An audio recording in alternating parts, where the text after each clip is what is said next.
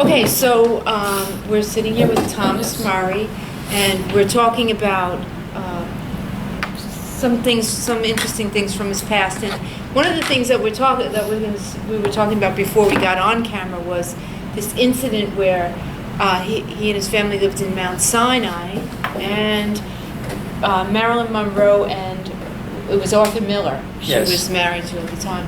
We're staying with friends of theirs on the Chandler estate in Mount Sinai. No, Miller rented the house. Miller rented the house. Okay. Ralston, I think it was Ralston's house. They were 2 or 3 houses up Lower Pipestave Hollow Road. Okay.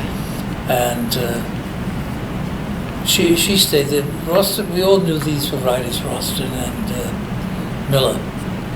But she was a big surprise, when she arrived, except we knew she had just separated. Her real boyfriend was Joe DiMaggio. And she was now about marrying Miller. So she wasn't yet married to him? No, but same with Monroe. No, she wouldn't give any... she was very reluctant to do it, and I'd be too embarrassed to ask. I never asked for Harry Truman's autograph.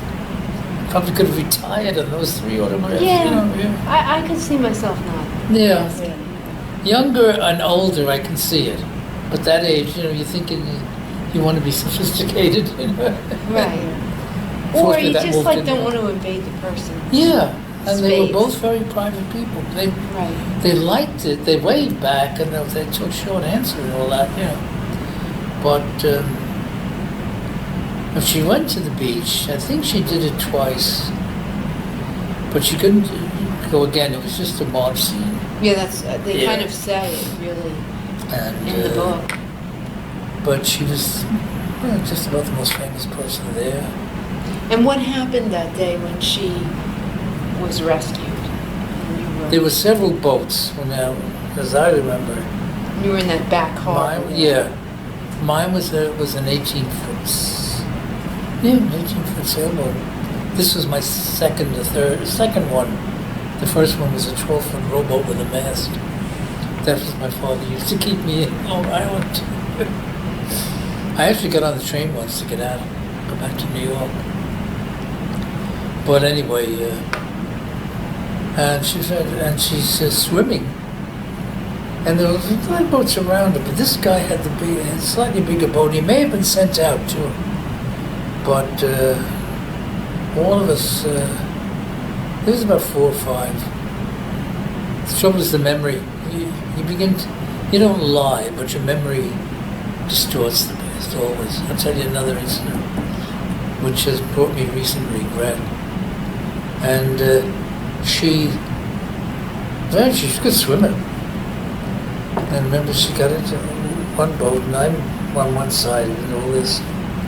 You're desperately trying. You could nearly drown her by trying to get into my boat, Then this bigger boat comes along.